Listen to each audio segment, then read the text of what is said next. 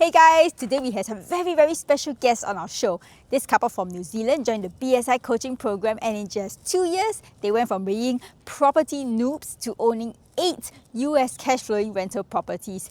Behind me, this is actually their 7th property that they just bought recently. It is ready to be rented out, and we have them on video call. So let's go into the house and talk to them. Hello. Hello. Look who we have here. Hey, Raja, San. Hello. What's up? Hi everybody. Hello. So we have Raja and San here. They are living in New Zealand, and we're going to ask them some questions about their journey so far investing in US properties. Yeah, so Raja and San, you are Singaporeans currently in New Zealand. And so tell us more about yourself. Why did you guys move to New Zealand, and what do you guys do for a living? My name is Raja and this is Sen. This is my wife. We are a Singaporean couple. We are living in Wellington at the moment. We came to New Zealand about 3 years ago. One of the main push factors why we wanted to come here is because we wanted quality family time. We have 2 kids, but we just had a newborn 2-3 weeks ago. So now we are a family of 5. We just wanted to spend a lot of quality time because back home in Singapore, I'm a teacher, by the way. So I've been teaching for 12 over years. You know how teaching is like in Singapore, career-wise. It's always very tiring. And, by the time I come back home, the kids are already asleep. So the only time I get to spend with them is during the weekends. So I thought that, this lifestyle has to change. So we all know that, New Zealand is very laid back. There's a lot of quality family time that we can spend. And talk about the nature, right? Like, what does Singapore have? Okay, but anyway, I mean, New Zealand is just full of nature all around. So, I wanted the kids, or rather, we wanted the kids to expose them to nature.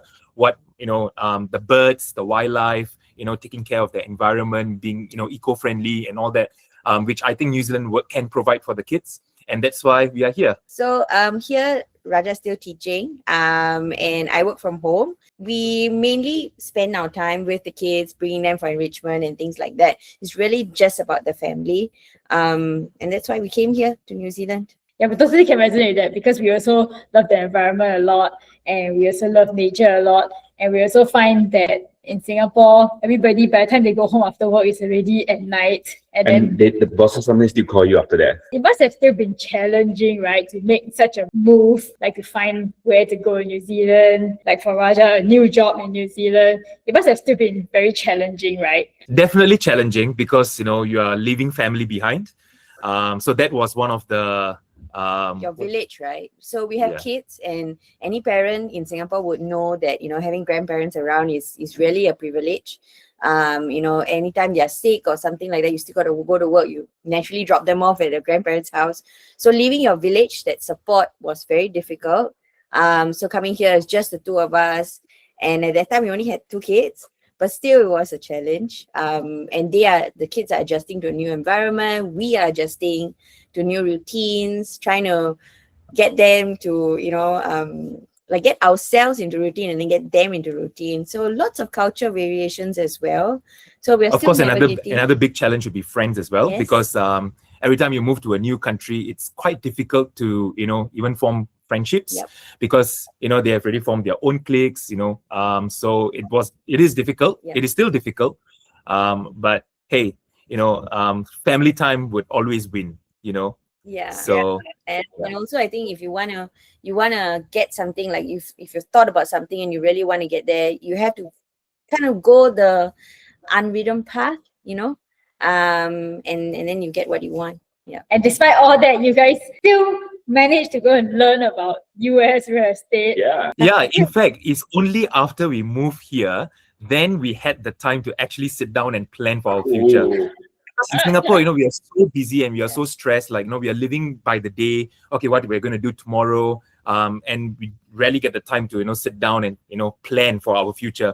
So you come here and then you have so much of time, and then you are like, okay, now you start to think about, okay, what is our retirement going to be? Where are we going to move? What age are we going to retire? So it's only then when we start talking about, and that's when we ventured into investment actually. So back in Singapore, I've never ventured into investment because probably I just didn't have the time to research and to think about it. But the journey only started when we came here, actually. So tell us more about how do you find out about US cash flowing rental properties, the initial skepticism and challenges, and how did you overcome these skepticism and challenges? And what is the numbers, how the numbers will work, and what if the contractors steal your money and stuff like that. So have you had all these doubts and how do you overcome them? Okay, this one I will go first because I got to say thanks to Tracy's Facebook. Because the reason why, when I was here in New Zealand and then when I was scrolling through Facebook, I came across a post by Tracy. So by the way, Tracy and I, we were JC mates. We went to the same JC. So I saw a post from Tracy saying that, now I'm 36 or 38 and I'm financially free. I'm collecting this much of rent and now I quit my job and all that. And I'm like, what? We are the same age and now she's like, free and doing whatever she wants. And here I am slogging my life away. I think that is the turning point of our lives. Because after seeing that post, I got in touch with Tracy and then I started to find out more. And then we hopped onto a video call and then she was explaining about the whole procedure and what her experiences are. And that's when the ball started rolling. Initial skepticism and challenges, like Raja said, we were already in New Zealand. So if you think about the time difference between the US and New Zealand, it's like, oh my God, we got to settle the kids and then burn the midnight oil and sort through all this US stuff if we were to go ahead, right? And then also just the whole legality of things, how does things function in the US? We visited, but we don't I think one of the main questions is can we actually buy a house overseas without even actually going there? I think that's one of the top number one questions that anybody would have if they were to, step into this. Yeah. And so that was that. And then there was also the legality. So we don't really know how the system works. Singapore, we know, right? Because we've been there, we live there, so we know. But the US, no, not so much. So just those were the challenges, us being comfortable with it and then learning and getting through all of those initial obstacles in a way. But of course, if how we overcame this skepticism would be the fact that we signed up for your masterclass because we know that you guys have been through and done all this before for the past 6-7 years. So we know that and Tracy is my friend, so I could trust her. So signed up for the masterclass, and then you guys being mentors, we went through the whole masterclass. We learned a lot from it, and then I think it just gave us the confidence to proceed further. Because there was a SOP. So I kind of remember a quote saying that, the best way to learn is not from your own mistake, but from other people's mistakes. So through the masterclass, you guys have shared a lot about what kind of mistakes that your experiences that you went through, what are the mistakes that you have made, and what are the things to look out for. So I think that also, gave us the confidence to, to proceed. Yeah. And Raja, I think we've been together for quite many years for people who know us. He's actually very, very risk averse. Okay, so my profession as a financial planner, right? It's very difficult. It's very funny, But this venture together was also a shift in our own relationship. So it was kind of a new chapter for us as a couple, as a family, and I think we've done this now a couple of times, going through buying and refinancing and things like that. And each time it's still new, it's still different, it's still exciting. So I think what I might say to potential investors out there would be the first step is always the most difficult. It's always the most fearsome, but you have to take the bold step.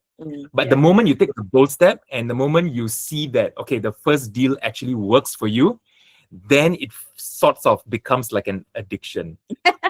Yeah, we are honestly addicted. It's so heartwarming to hear about San also saying about the shift in the relationship and everything. I mean, Yeah, man. Each other to support each other. Exactly. So thanks so much for sharing your challenges and all the nitty-gritty information on how you can overcome them and your personal experience and your little addiction.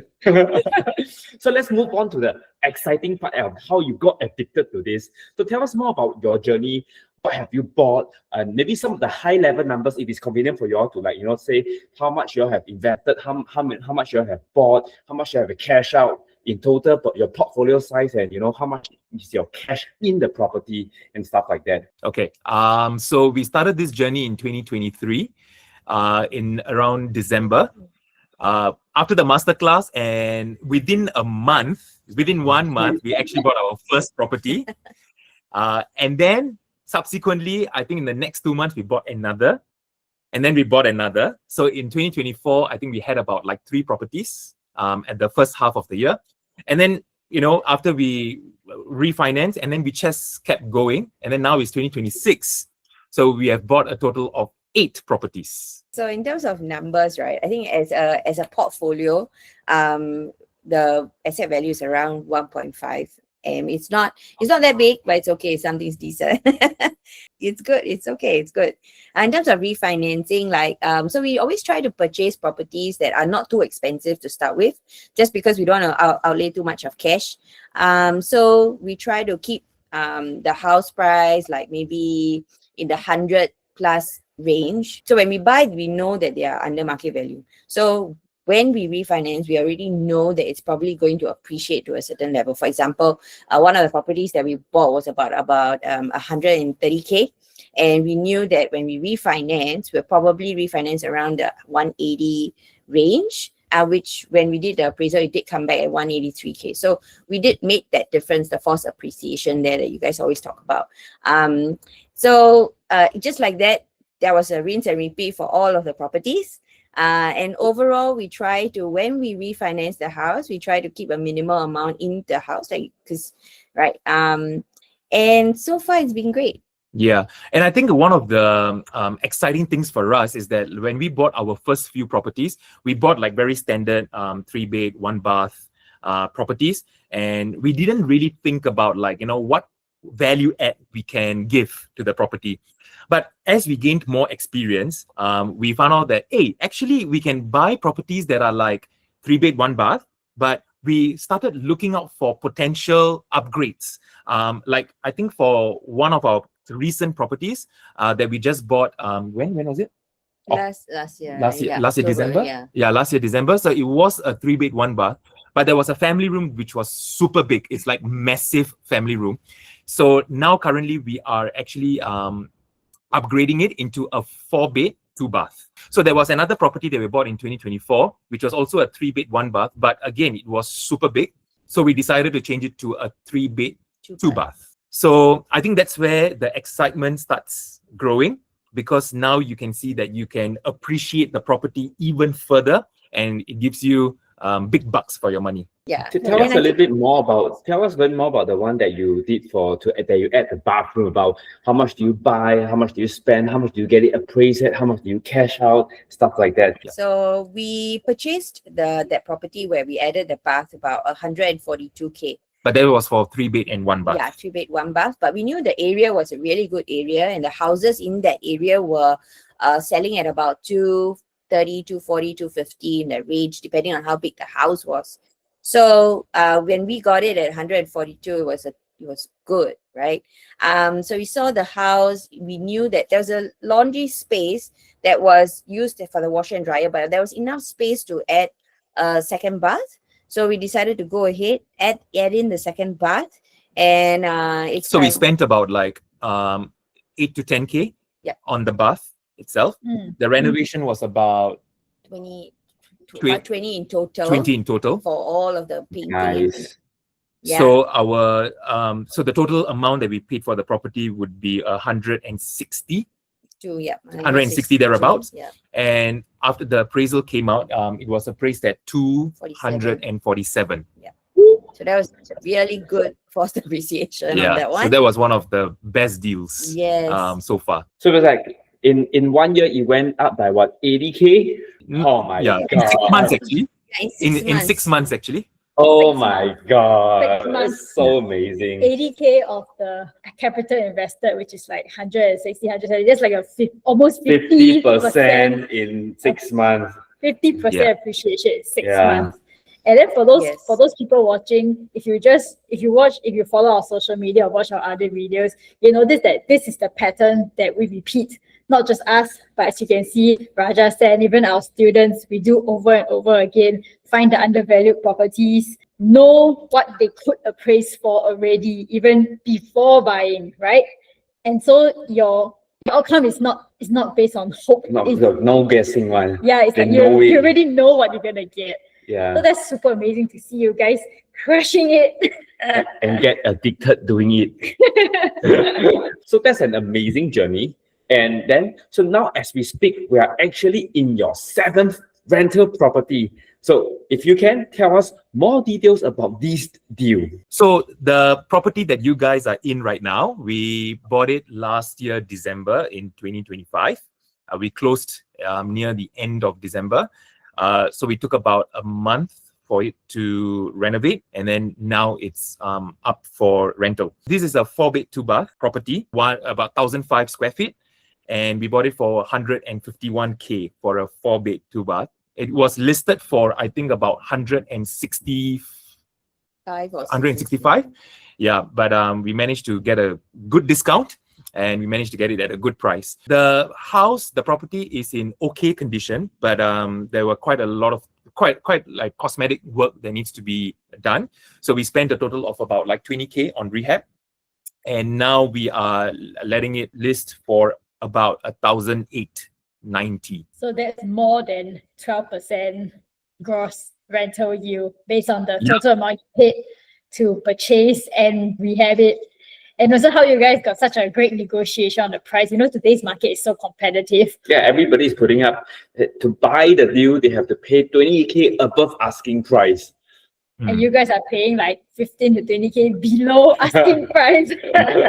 All thanks to very good negotiation, and the tactics. And we know that this property is going to be appraised at around 230 to 240, or could be even more. So we are very excited to find out after 6 months. Some context for the viewers: when Raja and San joined us, we handhold them through their first few deals, and after that they learned the negotiation techniques. And all these latest properties like this 7-1 they bought, they did it themselves. Like they applied whatever they learned, they managed to negotiate down the prices themselves. So we are really super duper proud of them. So remote investing isn't always a bed of roses, right? I'm sure. So what was the toughest thing that you guys have experienced during this whole entire process?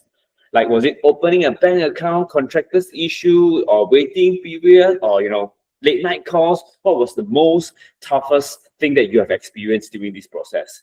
Okay, I think first and foremost, the toughest thing that we experienced would be the time zone. We are like 17 hours ahead of United States. So when the day starts over there, it's actually midnight over here. And handling 2 kids and now 3. And so we got to schedule our meetings, we got to talk to our contractors, our property manager, all in the midnight, around 2 a.m., 3 a.m. And when we want to close, when we are having the deal in the process, we got to, call so many people. We got to call the title company, we got to, liaise with so many people during the night. And then knowing that, the next morning you got to wake up and go to work, you got to wake up the kids and bring them to school. So it was really sleep deprivation, really. So I think time zone and late nights would be the most challenging for us with the kids. But hey, if we can do it, I'm sure anyone can do it. Also, I think when we started doing the rehab and things like that, right, just trying to monitor all these kind of things was also very challenging, right? How many times that needs, we had to get it checked and make sure that everything was done. And obviously, when you want a tenant to be staying in the house, we want them to be comfortable and things like that. So that was another challenge that we just recently started to experience. Yeah. So I think that your relationship with your property manager is very important, so that they are in your good books, so that they are willing to go all out for you, to go and inspect the property for you. Have another pair of eyes, because obviously we are not there, so we wouldn't be able to know the process. And even your realtor, if your realtor is a very good friend with you, he or she would be willing to, inspect the property for you. So I think relationship building is the most important thing if you want to invest in real estate from afar. That is non-negotiable. I think with good relationships, you can potentially avoid or minimize a lot of challenges that you can face. So another biggest challenge is that, because right now we are based in Wellington, and some of the deals, when you want to close, you have to sign at the embassy, and the embassy of Singapore is actually in Embassy of US. where? Embassy of US. Oh, US embassy, yeah. US Okay. embassy. And the US embassy is not in Wellington, but it's actually in Auckland. So we got to fly down to Auckland, get it signed, and then you got to come back on the same day. So this is also another challenge in terms of cost, in terms of timing. If your flight screw up or cock up here or there, then you are screwed, because remember that we don't have family or friends here. It's only the two of us. Yes, so the kids are in school, and then we fly to Auckland, get the things done, and we have to fly And back. we're gonna come back and then pick them up. So So- can you imagine what is going to happen if the flight somehow delays or the flight gets cancelled? 5-year-old kid driving home themselves. Oh yeah. Then you got to come back and cook dinner for themselves. So Yeah, this is for certain lenders, right? I believe that to go to the embassy is for some of the loan closings, because if you're buying in cash, actually you don't need to go to the embassy. Everything can be just signed online. Correct. And then Yes. with the loan closing, some lenders will let you do online notary, which is much more convenient. Some lenders will let you use a local apostille notary, which could be more convenient too. But unfortunately, some lenders will still need you to go to the Embassy. US embassy, and then Yeah. that's when the challenge happens. Yeah, so just a little tip for everyone is always check with your lender first. Can they do online closings, like remote online notary? Or worst case, at least get a local apostille notary to do it instead of going all the way to the embassy. I think that's one tip we always give people to every time they deal with lenders. Moving on, would you like to share with our audience what are some of the plans on this journey this year or in the next few years? plans. Or goals. Goals. Goals or plans, Okay. yeah, whichever. Our first goal is we want to retire as fast as possible. We want to be like Tai Tais lah, sit down and shake leg. No, not really, but we really want to go out and explore New Zealand. There's so many places to go, so many mountains to trek and hike. Yeah. So we really want the time, not working for someone else. For that, so number one, we want to retire as fast as possible. So we want to earn enough passive income to keep us going for that. And then number two is to keep acquiring wealth, keep doing this, repeat and rinse, like what she said, and until we are Sienna, until we don't want to do anymore. But for now, yeah, we still have the drive to do it. Like I said, we still have that addiction, so we'll just keep going. Because ultimately, even though we are doing this, but our main goal is for our kids, right? Like we want to build wealth for our future generation. Yeah, and of course, like I think we do involve them in our conversations, and they know Tracy and Han as well.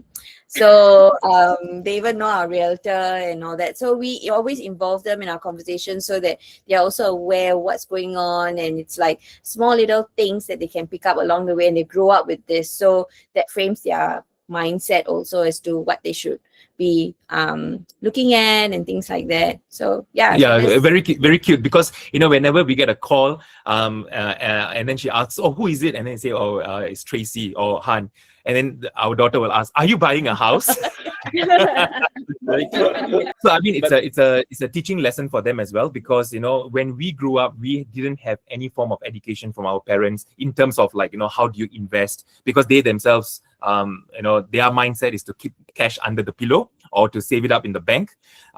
So for us, we want to change this. We want to change this mindset. We want to educate our kids about financial literacy, about the possible ways to invest for the future. So it's just to expose them as well. Yeah. I think this is the best gift a parent can give to their kids, and then you give them that head start from a knowledge standpoint. So even if everything is taken away from them, they still have this knowledge, which, you know, to be honest, a lot of kids, like when we were a kid, we did not have the opportunity to be exposed to know all these things. So we don't know how to react, how to function, right? So, but once you give them a super big head start, and then when they are in their 20s, they'll be like at least 10 years ahead of their peers in terms of all this savviness. So I think it's kudos to you for doing whatever you are doing. So keep it up and buy more. Then when they take over, they're like, oh, they know what to do with it also. Yeah. Once they grow up, they'll be like, oh, I already have 20 properties. No need to work. No, Yeah. still need to work. And then they need to buy. Yeah, on their they still need to work. Correct, They still need to learn the value of money. Yes. You know. Yeah. correct, So- correct. Yeah, I think it's a given. So we like what, you know, Ministry of Education always say, we don't give them a fish, we teach them how to fish. So I Right. think So that's they have to be correct. So they know how to operate. It's not like as if not, then in like there's another Chinese saying that says wealth cannot keep past 3 generations, because they did not learn. They did not learn, and they were not put into the hardship or the, like what you mentioned, the value of money, right? But then now you are giving them that. So I think it's really, really very good, as is what a good responsible parents should do lah. So really kudos to you all. I mean, my wish is really to, you know, for our kids to get more involved with the whole process of like closing the deal. So we actually would wish that, you know, when we are doing a viewing, when you're viewing the house, when you're, you know, with the realtor, or, you know, you're closing a deal and you're signing something, we wish that, you know, our kids are sitting with us and seeing the house together, viewing it and all that. But just because of the time zone and the time difference, you know, we couldn't do it. So I just feel that, you know, the more you get your kids to be involved in this process, the more they understand, you know, what's happening. I mean, although they are small and they don't really, you know, get the whole picture of what's happening, but yeah. But I guess that doesn't matter, because Yeah. we are just creating some form of instilling some form of knowledge into them, that, you know, these Right. are things that you can do. You know, the world is changing, we have to change with it as well. So the mindset really matters. And for the children, in 20 years, the world will change more. Will all of our stable jobs, 9-to-5 jobs, all of them exist?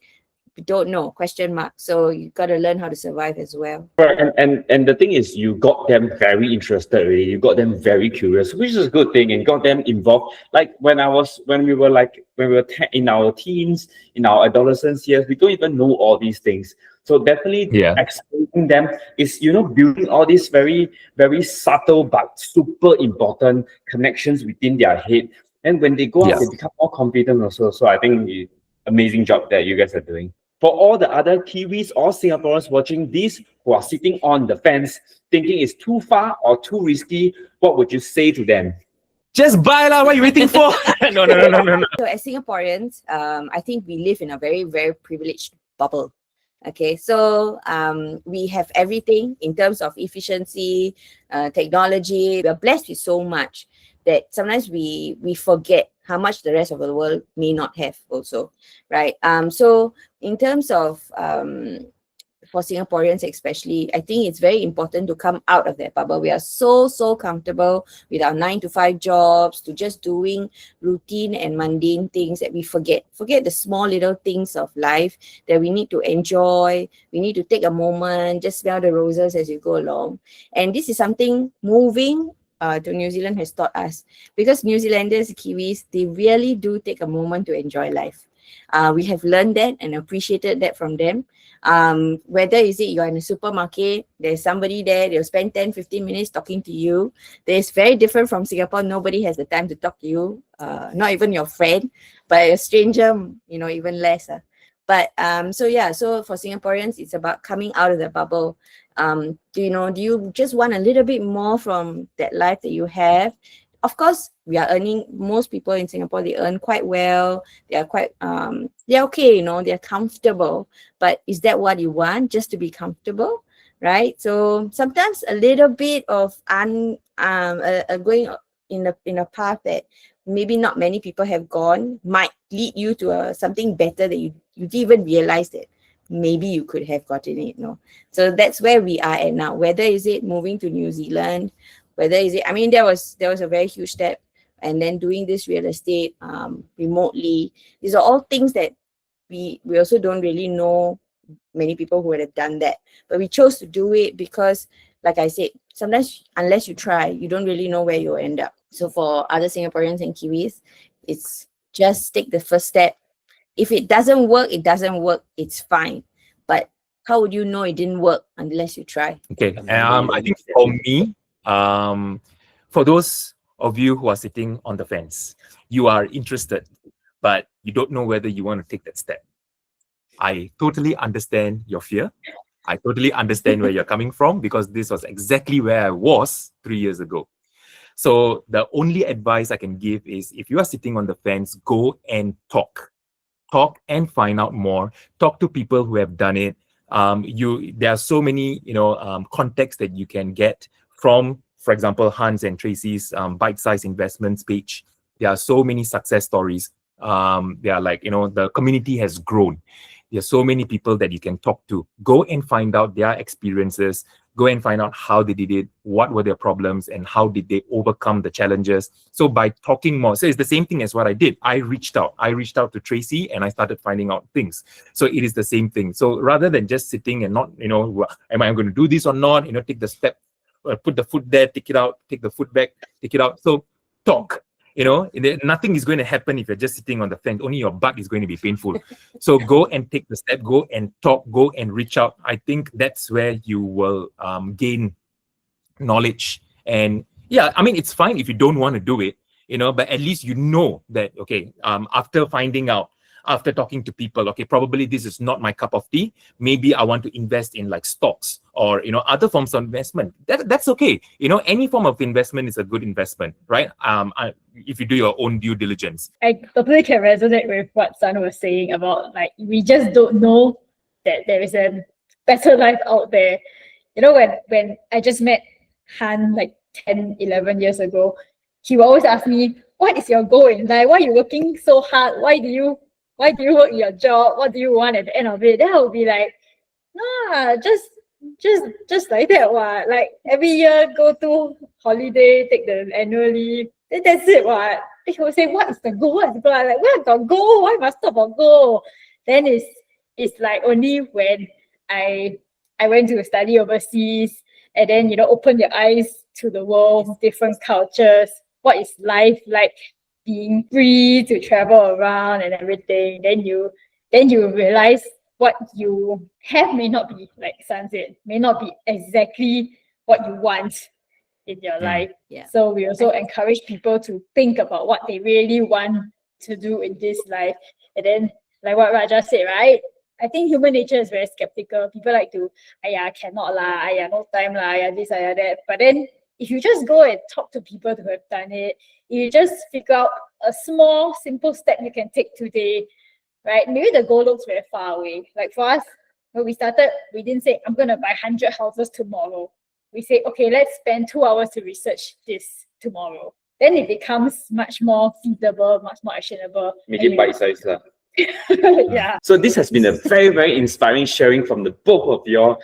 And yeah, so is there anything that you would like to share with our audience? Any last thing to share? So I think the last thing would be is just to take a step back and think, at the end of the day, we only have one life to live, right? You only have one. So it's the best way is just to make the most out of it. Don't work so hard. Don't work so hard. Enjoy life. Thank you so much, Raja and Dan, for taking time to share with us your journey, your very, very inspiring journey, your unconventional path in life, moving to New Zealand, taking this bold step to go from newbies who knew nothing about property investing to, like, in 2 years, having 8 properties in the US, plus of course your own property in New Zealand, and also your little addiction of buying properties now in the US. To our audience, if you have any questions for us or even for Raja and San, we will leave their Instagram handles down in the captions below, so you can message us or message them, whichever you prefer. And thank you all so much for watching all the way till this. If you like this video, please like and subscribe our channel, and we'll see you in the next one. Thank you, everybody. Bye.